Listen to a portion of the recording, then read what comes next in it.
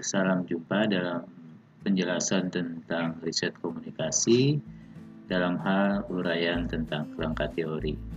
Baik, sebelum jauh menjelaskan tentang unsur apa yang ada di dalam kerangka teori, baiknya kita bahas dulu tentang konsep definisi teori. Teori secara harfiah bisa didefinisikan sebagai penjelasan rasional, logis yang didukung oleh aspek teoritis tentang variabel penelitian dan juga menceritakan tentang keterkaitan antara variabel penelitian yang satu dengan yang lainnya. Nah, hal ini nanti muara akhirnya di dalam kerangka teori bisa merupakan jawaban sementara alias hipotesis. Nah, definisi yang berikutnya bisa kita lihat bahwa yang namanya teori itu merupakan seperangkat ide, konstruk, variabel, definisi, proposisi yang memberikan gambaran atau fenomena yang menceritakan secara sistematis tentang hubungan antar variabel yang akan diteliti. Nah, anggapan dasar yang lain, teori itu didefinisikan sebagai hubungan yang menentukan bagaimana dan mengapa variabel-variabel dan pernyataan-pernyataan secara rasional saling terkait. Nah, dari tiga definisi tersebut dapat dikatakan bahwa secara garis besar, kerangka teori merupakan penjelasan rasional dan logis. Kenapa rasional? Karena pijakan peneliti ketika ingin memberikan arahan variabel-variabel apa yang akan diteliti sudah dituntun oleh teori yang digunakan. Dan kedua, logis. Secara logika, hubungan-hubungan yang ditetapkan dalam uraian riset penelitian sudah diarahkan pula oleh teori yang digunakan. Nah, di dalam kerangka teori perlu didukung oleh data empiris berupa jurnal-jurnal riset penelitian dan juga literatur teoritis. Kenapa ini perlu diperhatikan? Kita menggunakan data-data empiris seperti jurnal-jurnal penelitian yang setara, yang senada dengan persoalan yang kita teliti, supaya nanti riset yang kita kembangkan, riset yang dilakukan, khususnya akan mendapatkan hal yang kebaruan dalam konteks konsep yang namanya novelty. Nah, ini diharapkan dalam riset penelitian tidak sebatas pengulangan, tapi ada hal kebaruan dari objek yang diteliti. Dari hal tersebut dapat dikatakan bahwa variabel-variabel yang diteliti dalam proses penelitian ini nanti akan bisa dalam bentuk variabel-variabel tunggal, bisa lebih dari satu variabel dihubungkan. Nah, proses yang tujuan penelitiannya eksplanasi, di akhir kerangka teori muaranya akan lahir yang namanya hipotesis, karena tujuan penelitiannya eksplanasi, yaitu nyatanya menghubungkan antara dua variabel atau lebih. Nah, lebih jauh ketika kita menggunakan dasar teori yang akan dipegang, yang akan digunakan sebagai pijakan dasar, sebagai mapping, perlu diperhatikan proses penggunaan teori. Secara literatur ada tiga kategori teori, yaitu ada yang menyebutkan grand teori, middle teori, dan aplikasi teori. Istilah lain juga digunakan dengan istilah makro, meso, dan mikro. Nah, teori-teori tadi diusahakan sebagai kerangka berpikir, cara kerja, sebagai arahan dalam proses menentukan variabel-variabel yang akan diteliti. Jadi, hendaknya ketika menentukan teori yang akan digunakan, lebih tepat kita harus melihat teori yang lebih spesifik sesuai dengan persoalan yang dikaji. Nah, ketika menetapkan teori yang kita pakai secara logika berpikir, teori-teori tadi sudah memberikan arahan konsep, status, cara kerja yang sistematis. Kenapa? Kerja sistematis, teori yang kita pegang, yang kita gunakan, apalagi teori-teori yang sifatnya aplikasi, ini sudah memberikan gambaran objek atau variabel apa aja yang berperan, dan status dari masing-masing variabel yang berperan. Nah, ini sudah tergambar dari teori yang kita gunakan. Jadi ada arahan, ada gambaran cara berpikir yang lebih sistematis. Sehingga kita tinggal menetapkan variabel-variabel apa yang nanti akan diteliti sesuai dengan konteks subjek yang ada di lapangan. Sehingga penelitian yang dilakukan tadi, kalau kita sudah menetapkan, sudah memberikan gambaran variabel yang diteliti, akan tergambar bahwa riset yang kita lakukan sifatnya eksplanasi. Maka di akhir muara kerangka teori, saya katakan akan lahir yang namanya hipotesis atau jawaban sementara. Nah, balik kembali bahwa teori itu tadi saya katakan punya tiga kelompok kategori, ada grand teori, middle teori, dan aplikasi teori. Yang jadi titik berat untuk proses peneliti pemula, diusahakan gunakan terlebih dahulu yang namanya aplikasi teori. Bukan berarti dilarang menggunakan grand teori atau middle teori, supaya nanti dalam proses pelaksanaannya lebih mudah dalam menjalankan, terutama bagi peneliti-peneliti pemula. Nah, konsep grand teori ini terkait dengan teori yang digunakan hanya untuk membangun cara berpikir dari teori-teori yang sangat beragam dan sifatnya tidak serumpun. Contohnya, kalau kita melakukan riset persoalan tentang ekonomi di dalam kerangka teori, tidak sebatas teori ekonomi yang dikemukakan, tapi juga ada aspek teori-teori lain yang bisa dimunculkan, misalnya teori psikologi dan sosiologi. Maka cakupan kupasannya bersifat grand teori. Lalu ada yang middle teori. Nah, dalam proses penggunaan middle teori ini terkait dengan teori-teori yang sudah mulai terlihat serumpun, sejenis alias mengerucut terhadap persoalan yang kita mau teliti. Jadi lebih spesifik dibanding dengan grand teori. Nah, yang lebih sederhana lagi kita gunakan aplikasi teori. Dalam aplikasi teori ini lebih mudah lagi karena peneliti sudah ditentukan berkaitan dengan objek atau variabel yang diteliti. Jadi nanti akan ada gambaran dari aplikasi teori variabel-variabel apa yang bisa berperan terhadap konteks yang diteliti dan variabel-variabel mana yang mempunyai peran sebagai status X, Y yang mempengaruhi dan dipengaruhi sudah tergambar dalam proses penggunaan aplikasi teori. Nah, istilah lain tidak sekedar yang namanya tadi konsep teori yang sifatnya middle, aplikasi teori, ada istilah yang digunakan di pendapat lain atau literatur lain dengan istilah teori makro, teori meso, teori mikro. Secara garis umum prinsipnya sama, cuman dalam konteks uraian definisi yang namanya teori makro itu teori yang berkaitan dengan struktur, yang tidak bicara tentang fenomena, jadi lebih sifatnya umum dan lebih sifatnya universal. Dan dalam hal ini menjelaskan pendekatan atau keterkaitan biasanya dalam konteks media dengan institusi lainnya, media massa dengan masyarakat keseluruhan, atau lembaga-lembaga sosial, sistem budaya, yang bisa kita lihat salah satu contoh teorinya, teori struktur fungsional dan teori konflik. Tapi kalau levelnya teori meso, skala menengah. Nah, dalam proses berkaitan dengan konteks interaksi kelompok yang diteliti, teori meso ini biasanya bentuknya lebih mengerucut lagi, lebih mengecil lagi, tidak terlampau luas. Subjek atau bahan yang diteliti bentuknya udah bentuk interaksi kelompok yang sifatnya formal, organisasi-organisasi yang kompleks, atau bentuknya kelompok keluarga, komunitas, kelompok kerja, kelompok di sekolah-sekolah, dan sebagainya. Nah, bisa kita lihat contohnya teori strukturalisasi Anthony Giddens. Ini yang salah satu contoh dalam konteks teori yang levelnya meso. Nah, teori yang mikro atau yang dikenal dengan tadi aplikasi teori, teori yang berskala kecil, baik dari segi waktu, ruang, maupun jumlah orang atau sasaran yang diteliti. Contoh kita bisa lihat teori Facebook yang mengkaji kegiatan dua orang atau lebih yang berhadapan dalam konteks tatap muka, atau bisa kita lihat dari teori kebijakan publik, teori interaksi simbolik, dan teori pertukaran. Nah, dalam konteks bidang komunikasi, teori-teori yang levelnya mikro atau aplikasi teori, ini kita bisa lihat dalam konsep uraian tentang model komunikasi. Di dalam model-model komunikasi sudah tergambar objek-objek apa saja yang berperan berkaitan dengan konteks persoalan bidang komunikasi yang diteliti.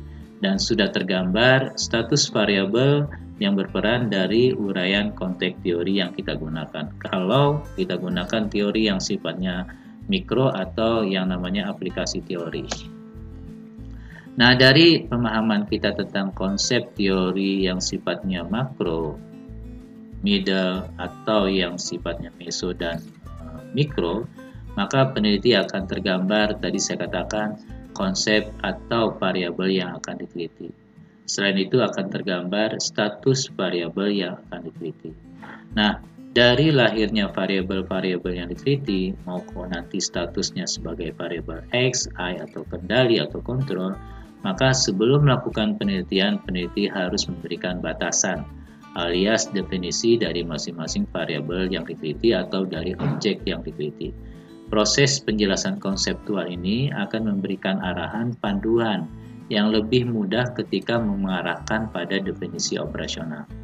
Karena proses definisi operasional dari masing-masing variabel yang kita teliti, nanti statement-statement yang dijabarkan dalam konteks operasional variabel maupun dalam konteks definisi secara harfiah dari masing-masing variabel itu akan digunakan ketika membuat angket alias kuesioner.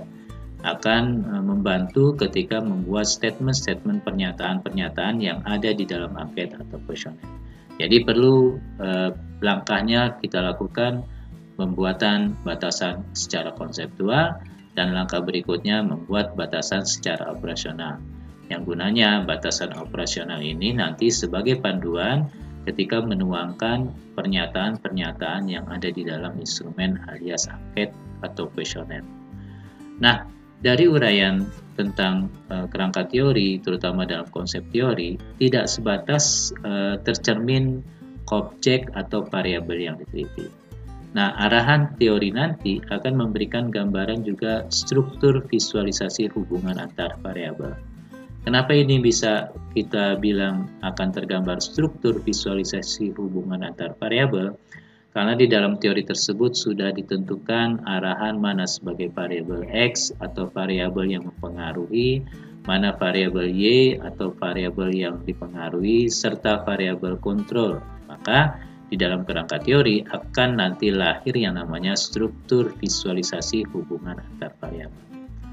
Nah, uraian tentang konsep objek atau variabel yang diteliti tidak sebatas memberikan gambaran akan mempermudah pembuatan batasan konseptual, batasan operasional, serta gambaran membuat struktur visualisasi hubungan antar variabel, juga akan memberikan arahan bagi peneliti ketika menentukan teknik pengumpulan data, ketika menentukan analisis data. Jadi sekali lagi uraian di dalam kerangka teori tentang teori yang kita gunakan itu akan memberikan arahan, gambaran tentang variabel yang diteliti, gambaran tentang status variabel yang diteliti akan memberikan. Nah, selain itu juga akan memberikan gambaran arahan pada konteks nanti ketika menentukan diketahuinya variabel atau objek penelitian akan menentukan teknik pengumpulan data apa yang dipakai. Misal, kalau variabel penelitian berkaitan dengan aspek perilaku, maka alat pengumpul datanya bisa digunakan observasi.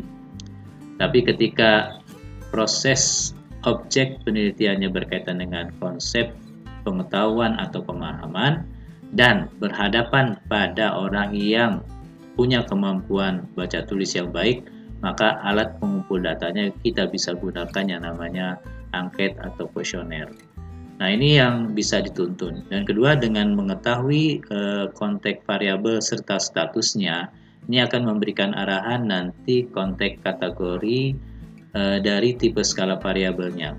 Akibat diketahui tipe skala variabelnya, ini akan memberikan arahan peneliti ketika memberikan analisis data. Nah, di akhir uraian kerangka teori, setelah mengupas dasar teori, mengupas objek secara konseptual maupun operasional, struktur visualisasinya, maka di akhir kerangka teori akan lahir yang namanya hipotesis. Hipotesis ini merupakan istilah lainnya jawaban sementara atau jawaban dugaan. Nah, dari mana konsep kita bisa membuat hipotesis? Karena tadi dasar teori pijakan yang kita gunakan di dalam kerangka teori. Yang kedua, di dalam hipotesis harus tercermin tidak sebatas variabel penelitian, tapi juga harus tercermin status variabel penelitiannya, yaitu status variabel X dan Y. Nah, di dalam hipotesisnya, tapi juga harus tercermin yang namanya bahan penelitian. Dengan jelasnya juga bahan penelitian subjek penelitian dalam penyajian hipotesis, ini akan memberikan arahan ke depannya dalam prosedur penelitian. Peneliti akan mempunyai gambaran yang jelas tentang teknik sampling apa yang dipakai. Karena subjek bahan penelitian itu akan memberikan gambaran pedoman bagi peneliti ketika menentukan teknik sampling apa yang dipakai.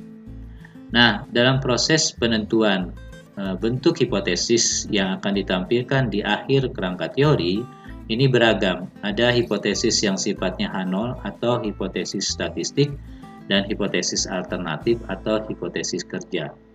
Atau ada orang yang memberikan kategori hipotesis dengan arah dan hipotesis tanpa arah. Nah, bentuk hipotesis yang ditampilkan ini sekali lagi tergantung dari tipe skala variabelnya, tergantung proses menguji analisis statistiknya. Kalau kita ingin menguji menggunakan statistik, maka hipotesis yang kita tampilkan di akhir kerangka teori bentuknya hipotesis H0 atau hipotesis statistik. Ini pedoman ketika nanti Anda membuat uraian kerangka teori. Di akhir konsep kerangka teori itu bicara tentang hipotesis. Nah, di berikut ini akan diberikan contoh beberapa teori di bidang kajian komunikasi yang bisa memberikan gambaran, memunculkan objek penelitian atau variabel penelitian, sekaligus memberikan arahan peran atau status variabelnya. Yang pertama, teori knowledge gap. Teori menyatakan bahwa media massa dapat meningkatkan kesenjangan pengetahuan yang telah ada antara khalayak dengan status sosial ekonomi tinggi dan status sosial ekonomi rendah. Artinya, teori ini mempunyai asumsi bahwa yang namanya konteks status sosial audien masyarakat yang menonton media massa ini akan punya pengaruh terhadap proses dampak pengetahuan yang diperoleh, di mana punya asumsi kalau orang yang punya status ekonomi yang tinggi diduga nanti akan mampu menggunakan banyak media massa, maka pengetahuannya juga akan tinggi. Tapi kalau khalayak atau sasaran yang diteliti mempunyai status ekonomi sosial yang rendah, maka kemampuan penggunaan media massa pun akan rendah. Ini baru dugaan berdasarkan teori knowledge and gap. Nah, ada teori yang lain, yaitu teori cultivation. Jadi kalau teori cultivation yang mengasumsikan bahwa khalayak dipengaruhi oleh tingkat pengetahuan, khalayak dipengaruhi oleh konteks informasi yang diperoleh karena semakin banyak waktu yang diteliti alias frekuensi menonton televisi. Jadi punya asumsi frekuensi menonton televisi ada kaitannya dengan konteks dampak yang diperoleh dari khalayak. Apakah itu dampak pengetahuan atau dampak afektif mengenai sikap atau kepercayaan. Nah, teori yang lain, contoh yang kita bisa gunakan, teori sosial kognitif. Teori ini punya asumsi bahwa mengapa orang cenderung meniru apa yang mereka lihat melalui media massa, artinya dampak pengetahuannya hanya mengandalkan media yang digunakan tanpa melihat realitas langsung. Nah, ini fungsi dari sosial kognitif, bahwa kemampuan media sangat besar mempengaruhi proses belajar khalayak. Jadi khalayak belajar mendapatkan pengetahuan bukan karena konteks pengalaman realitas di lapangan, tapi karena dampak dari media massa yang dia konsumsi. Itu asumsi dari teori sosial kognitif. Lalu ada teori reinforcing spiral. Teori reinforcing spiral ini berkaitan dengan faktor yang dekat dengan identitas seseorang dapat bertindak sebagai prediktor maupun keluaran hasil penggunaan media. Jadi ada faktor-faktor apa saja yang berkaitan dengan identitas seseorang itu akan terkait dengan konteks penggunaan media dan hasil dari penggunaan media.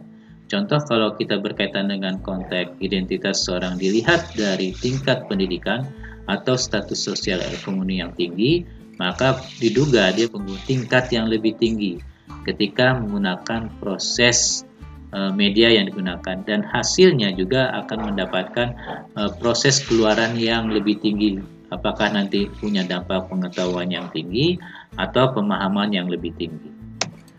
Nah, itulah gambaran sekilas tentang teori.